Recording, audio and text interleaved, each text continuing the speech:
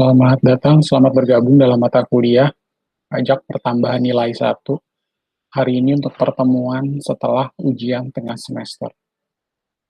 Nah, pembahasan kita akan membahas tentang sosialisasi peraturan Menteri Keuangan Republik Indonesia nomor 37 tahun 2015, di mana PT PJB sebagai wajib pungut.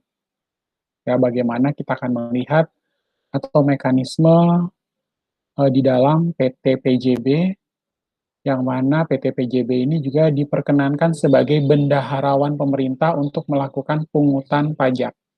Ya, kira-kira pajaknya atas apa saja? Ya, seperti itu.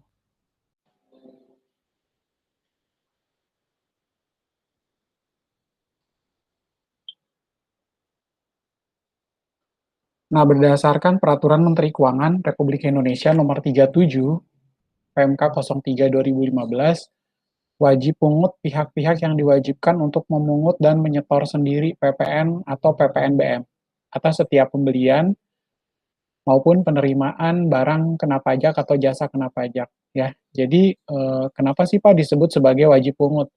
Wajib pungut itu berarti PT ini dalam hal ini adalah PT PJB, dia akan menyetorkan sendiri pajak pertambahan nilainya ke negara. Ya, jadi dituangkan ke dalam Peraturan Menteri Keuangan Nomor 37 garing PMK 03 2015. Kemudian badan usaha tertentu yang ditunjuk oleh wajib pungut.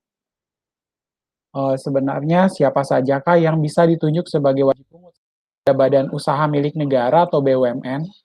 Yang kedua adalah badan usaha yang bergerak di bidang pupuk. Kemudian badan usaha yang dimiliki secara langsung oleh BUMN. Untuk anak perusahaan PLN, PT Indonesia Power. Selanjutnya ada PT Pembangkitan Jawa Bali dan PT Indonesia Comnets Plus.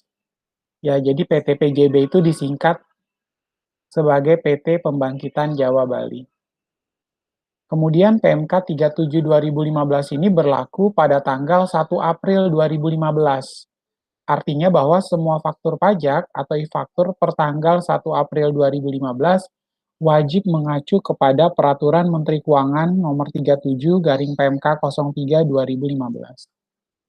Ya, kita lihat dampak dari penerapan PMK 37 sebelum dan sesudah. Yang pertama, PPN yang terutang atas penyerahan BKP atau BKP oleh rekanan dibayarkan oleh PT PJB ke rekanan, disetorkan dan dilaporkan oleh rekanan.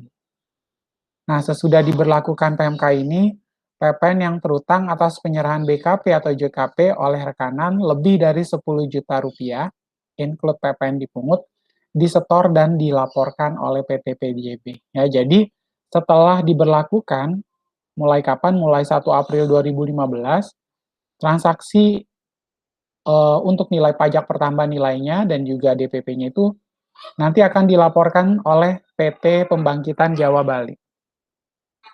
Kemudian yang kedua, sebelum kode faktur pajak 010 dan tanpa surat setoran pajak dari rekanan.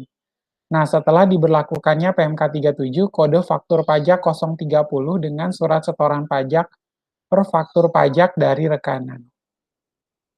Lalu, di PMK 37 sebelumnya diberlakukan faktur pajak diterbitkan maksimal sama dengan tanggal invoice.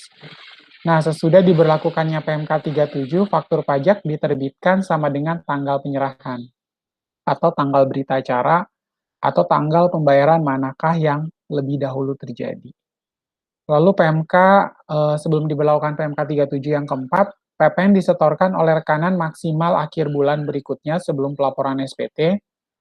Tapi kalau sesudah dampak PMK 37 ini, PPN disetorkan oleh PT PJB atas setiap faktur pajak maksimal tanggal 15 bulan berikutnya.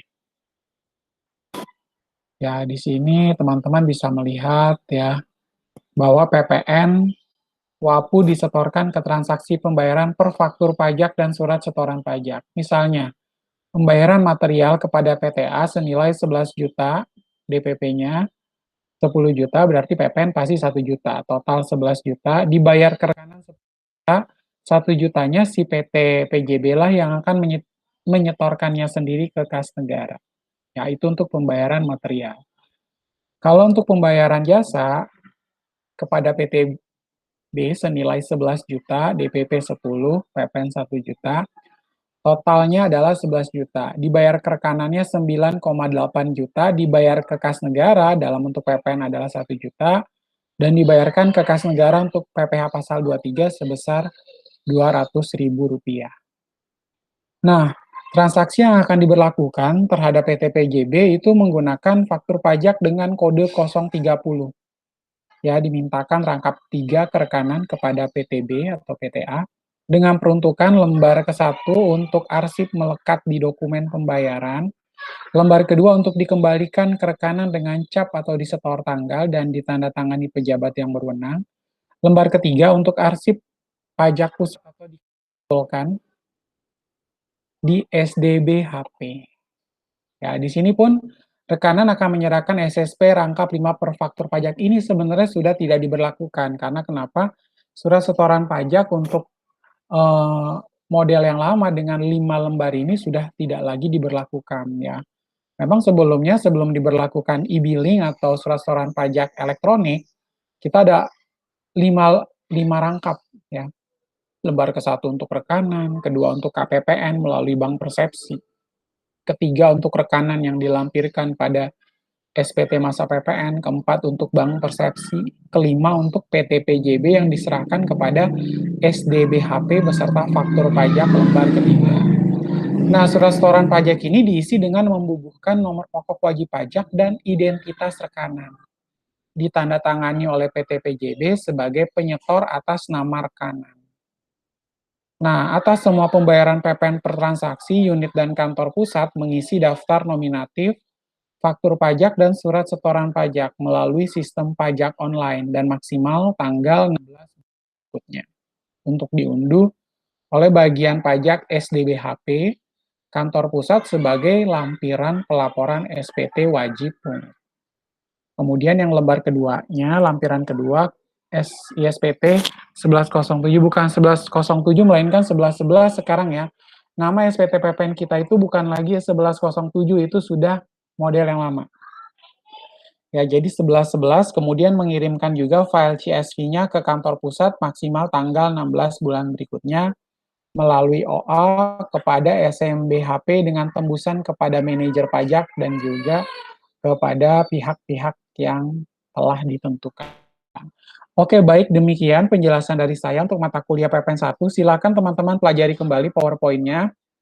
Bila ada pertanyaan, silakan ketik pertanyaannya di bawah video pembelajaran kita malam hari ini. Terima kasih, selamat malam, tetap jaga kesehatan, dan Tuhan